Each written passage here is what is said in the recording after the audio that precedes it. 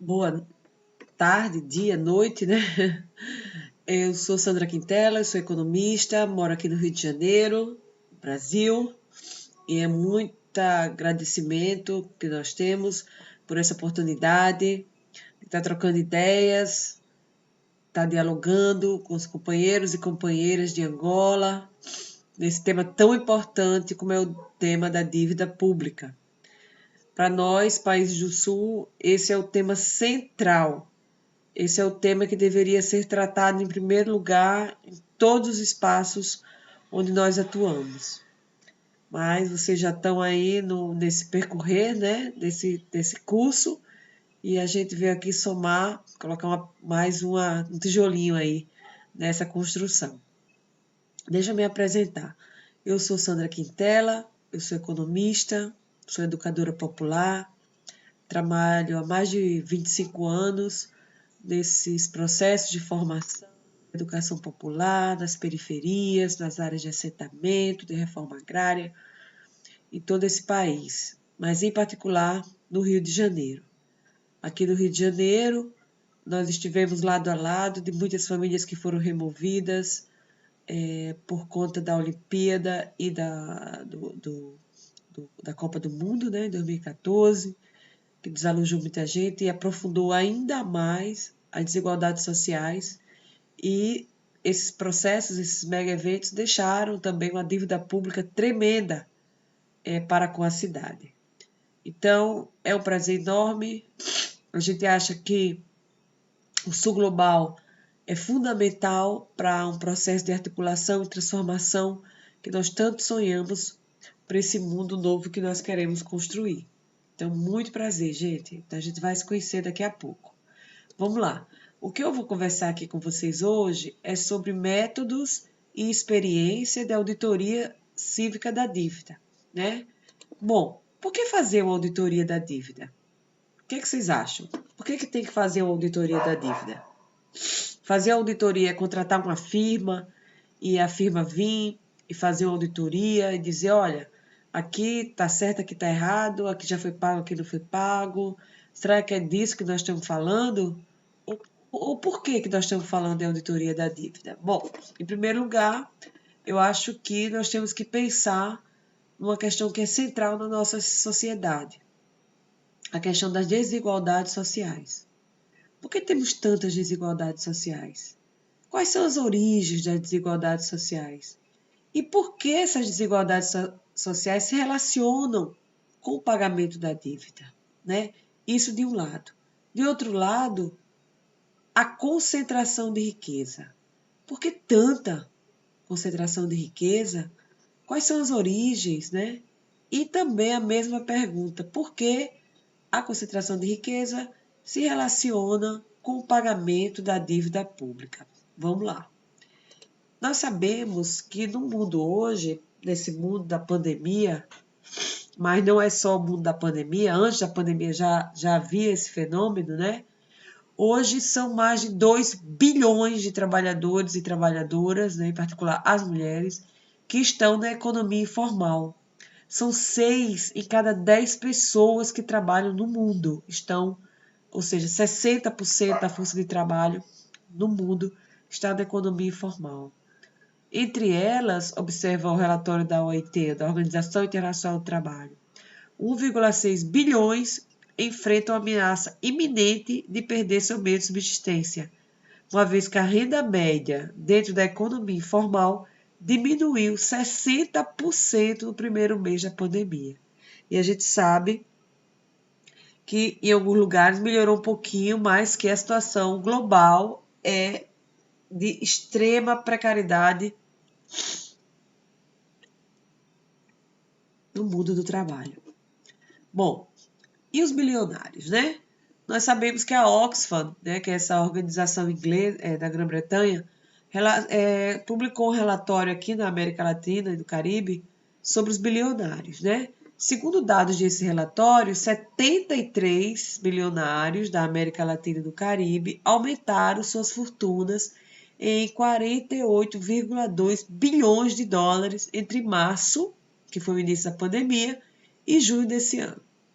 Isso equivale a 1/3 do total de recursos previstos em pacotes de estímulos econômicos adotado em todos os países da região, ou seja, todos os países da região não soma, né? 1/3 que eles ganharam só em 4 meses equivale a 1/3 de tudo que todos os países gastaram em pacotes econômicos. Olha isso. O Brasil tem 42 desses bilionários, que juntos tiveram suas fortunas aumentadas em 34 bilhões de dólares. O patrimônio deles subiu de 123 bilhões em março para 157 em julho. Os números acima são baseados na lista de bilionários da Forbes, né, aquela revista famosa, que esse ano, e no ranking de bilionários em tempo real da Forbes também. Foram comparadas as riquezas líquidas dos bilionários em 18 de março e depois em 12 de julho de 2020. Desde o início das medidas de distanciamento social adotadas para evitar a proliferação do Covid-19 e o colapso do sistema de saúde, 8 novos bilionários surgiram na região, um em cada 2 horas. Um em cada 2 semanas, desculpa. Um a cada 2 semanas. Enquanto isso, estima-se que 40 milhões de pessoas perderão seus empregos e 52 milhões de pessoas entrarão na faixa da pobreza na América Latina e no Caribe.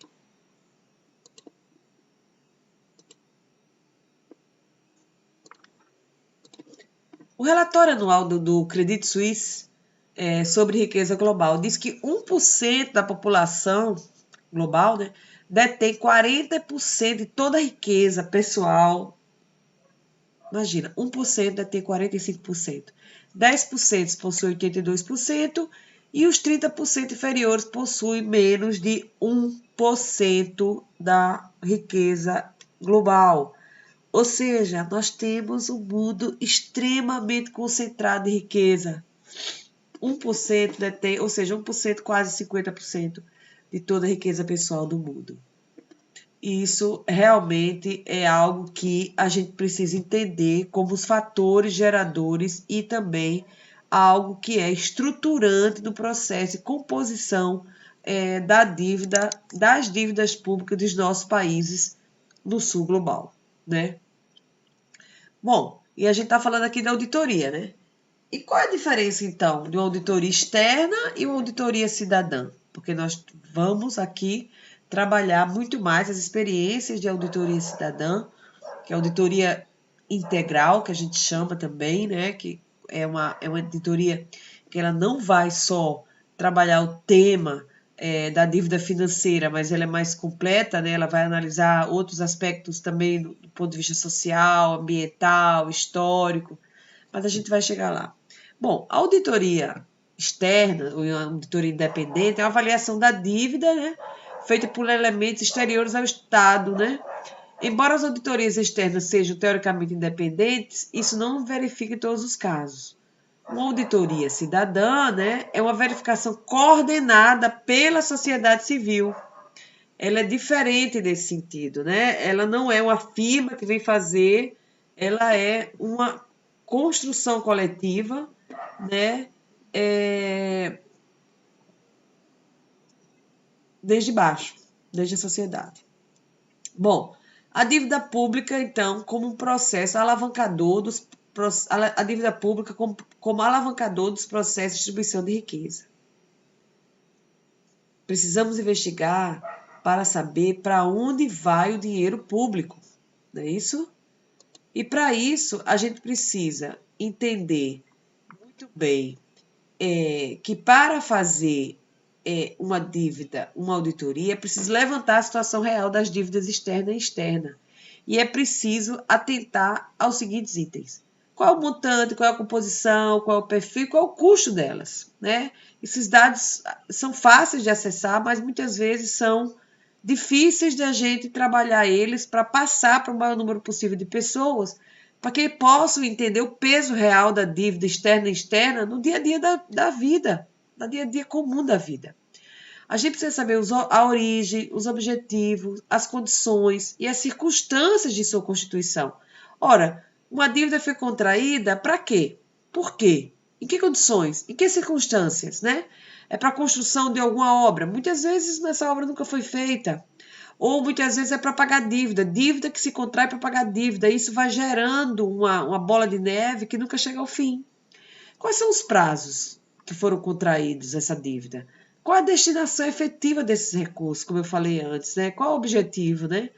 Qual é o grau de comprometimento do orçamento público de forma a evidenciar o custo social? Nossos países, nós sabemos que, em média, 50% do orçamento público vai para o pagamento e rolagem das dívidas internas e externas, né? Em geral. Aqui na América Latina e no Caribe, em geral, é isso, em torno de 50%. E analisar se essa dívida é legítima, se essa dívida é legal. Porque ela pode até ser legal, ter o contrato direitinho e tal, mas ela é legítima? Ela, de fato, combateu as desigualdades ou ela concentrou riqueza? Eu acho que essa é a pergunta principal para a gente entender, estudar esses processos, não é isso? Então, a gente precisa entender como é que ela opera, né? Bom, então já que a gente diz que a dívida ela é uma alavanca, vamos dizer assim, de tirar dinheiro dos estados para concentrar naqueles que já têm disposição de recursos, ou seja, é um elemento alavancador de concentração de riqueza, né? A dívida como um elemento central dessa globalização financeirizada, como muitos falam, né? Então a gente precisa entender como é que ela opera. E para isso a gente precisa entender o modelo econômico que está em curso hoje em nossos países. É um modelo econômico que privilegia o quê? Privilegia o combate às desigualdades sociais ou é um modelo econômico que concentra a riqueza? É um modelo econômico que privilegia as grandes empresas para uma escalada tremenda de exploração de recursos naturais? Ou é um modelo econômico que aposta na economia solidária, na agroecologia, na reforma agrária, na saúde pública de qualidade, na educação pública de qualidade, e na soberania popular, na construção desde baixo, ou é fortalecer o andar de cima da nossa sociedade, aquele que já tem muito e que se beneficiam ainda mais com esse modelo? Quais são os privilégios financeiros que são garantidos nesse processo de sobreendividamento, né? Quem está ganhando, né?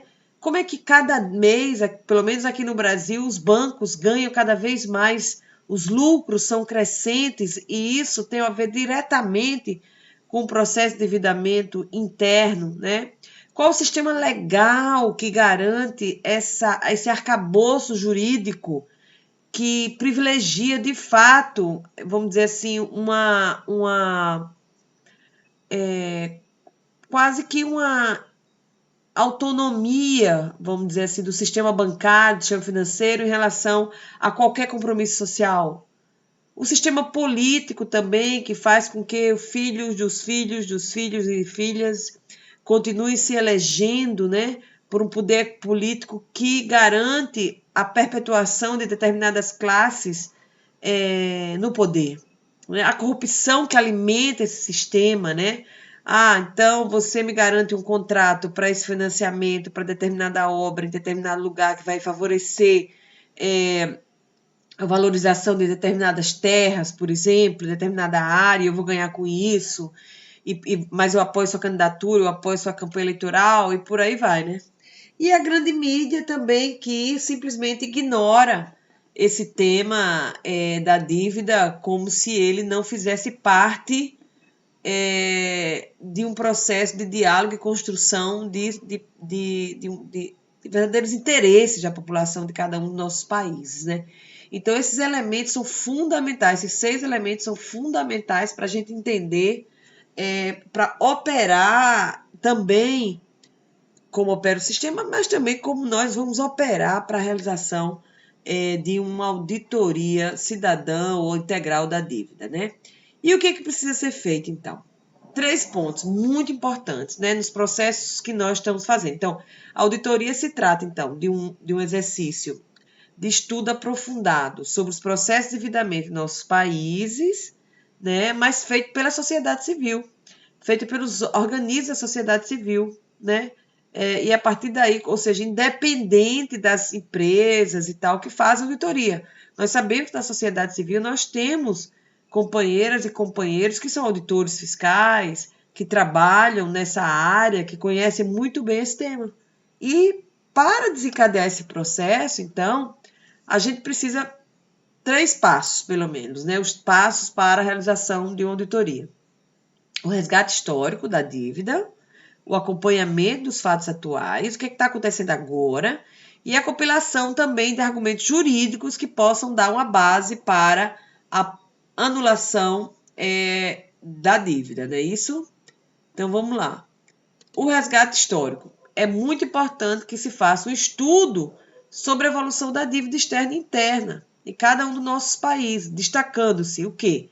A elevação unilateral das taxas de juros pelos credores. Isso aconteceu em muitos dos nossos países, principalmente nos anos 70, nos anos 80. De uma hora para outra, taxa de juros unilateralmente, sem acordo com o devedor, né?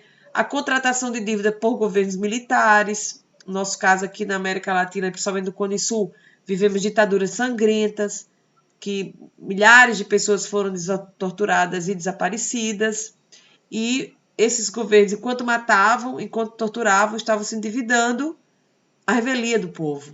Então, isso precisa ser estudado, precisa ser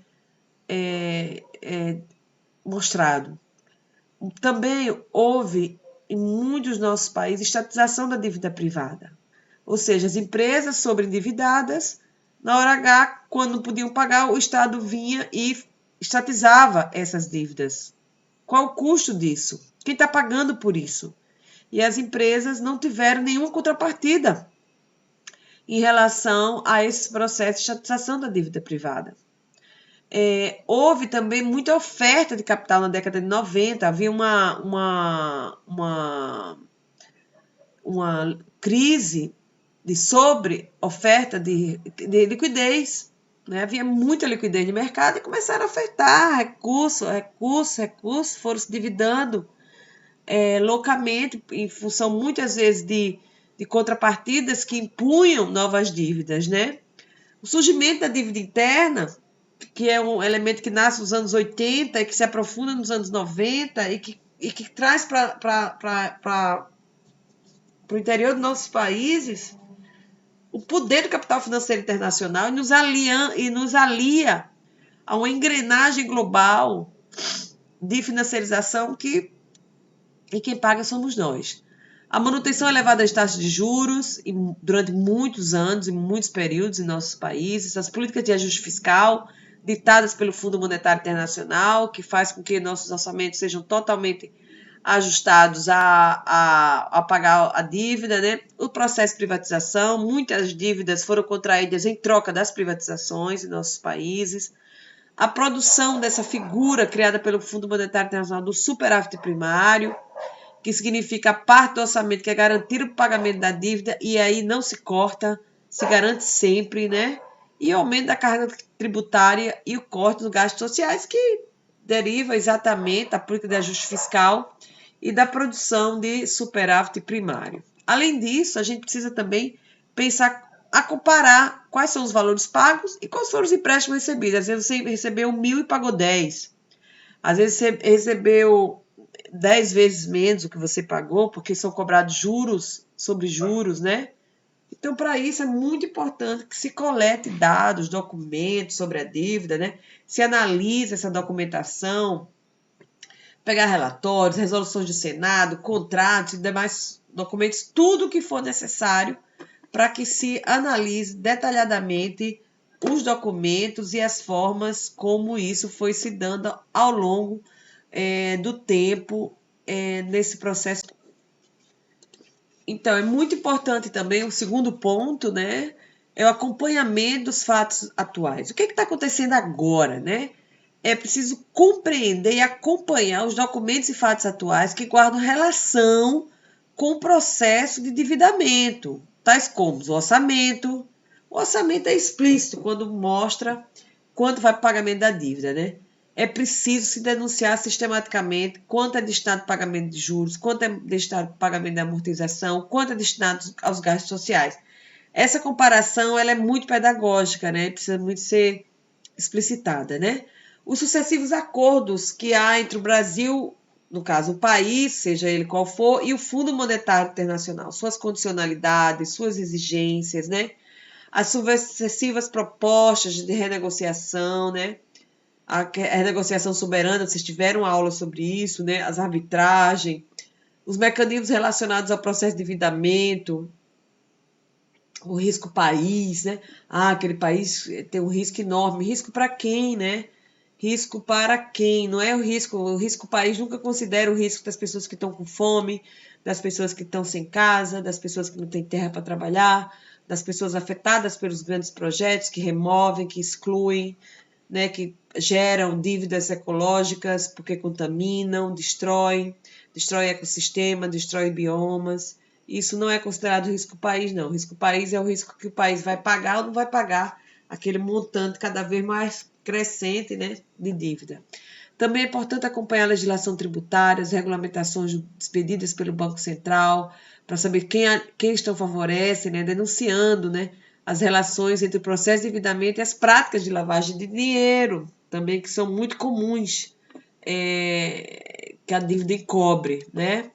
E, por fim, quais são os argumentos jurídicos que podem ser construídos para cancelar essa dívida? Por exemplo, a dívida odiosa já foi usada para cancelar a dívida de alguns países com relação à Espanha, por exemplo, né, que se tenta levantar a dívida colonial, né, o caso fortuita de força maior, cláusula rebus sic stabilis. Então, há argumentos jurídicos a nível internacional que se pode levantar para lutar pela anulação da dívida, né? Agora, em vários processos, né, que foram realizados, onde a auditoria foi realizada, eu vou entrar nelas daqui a pouco, na Grécia, no Equador, e a experiência que nós tivemos aqui no Brasil, não foi uma auditoria, mas foi uma comissão parlamentar, tem elementos que são bem comuns entre eles, entre todos eles, né? O endividamento, né, a contrapartidas, mecanismos financeiros, todos eles não têm contrapartida social, são mecanismos financeiros, única e exclusivamente, e, em geral, são refinanciados pela própria União, né? E esses pacotes de financiamento do Fundo Monetário Internacional e do próprio Banco Mundial garantem exatamente isso, né? Garantem também o plano de ajuste fiscal, que a gente já sabe o que é, né? Que é garantir o ajuste da receita para pagar dívida, não para pagar dívida social. A privatização do patrimônio dos estados, principalmente nesse ciclo recente, dos anos 90 em diante, os estados entraram com muita força, não só o Estado Nacional, né, mas os estados nas províncias e tal, para o endividamento, né, assumindo a passivos de bancos, né, o endividamento, inclusive com o Banco Mundial e bancos privados internacionais, para pagar a União, os estados devem à União e contraem dívida para pagar a própria União, um ente pagando a outro ente, né? E nisso se legitimou diversas falcatruas, abusos, fraudes, etc. E aumentando a dívida social e ambiental por um modelo econômico que é extremamente excludente, extremamente concentrador e extremamente que gera desigualdades, né? Em que país já se fez auditoria do século XXI? Bom, Equador em 2009 e a Grécia em 2015, né? Não, começou em 2010 e ela vai nesse primeiro 2010, 2011, 2012, por aí, né? Exatamente.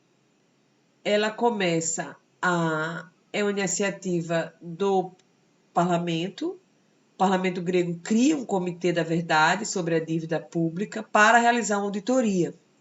E aí começa a identificar uma série de ilegalidades e ilegitimidades e um esquema para beneficiar o setor financeiro privado. A Grécia não recebeu nenhum dinheiro vivo dessa dívida tremenda que ela se meteu a partir da crise de 2008. Custo social tremendo. Houve um referendo em 2015 que disse não, mas mesmo assim o Tsipras assina o acordo e, apesar do não, renuncia em agosto de 2015. O trabalho da auditoria ela inicia em abril de 2015, né? Tem um relatório preliminar que é apresentado em julho de 2015 e começa o estudo desse relatório a partir de 2010. É isso que eu tentei falar antes. Quer dizer, o período analisado é a partir de 2010, exatamente com a Troika. Todos os acordos com a União Europeia foram analisados e chegaram à conclusão exatamente isso, que a Grécia não foi beneficiada em nada, que houve muita ilegalidade e ilegitimidade, e foi um esquema para favorecer empresas privadas, bancos privados, um escândalo, né? No caso do Equador, foi uma comissão, foi criada pelo próprio governo, criado em 2009, foi uma proposta soberana de reconhecimento, né? E que se viu que 30% da dívida externa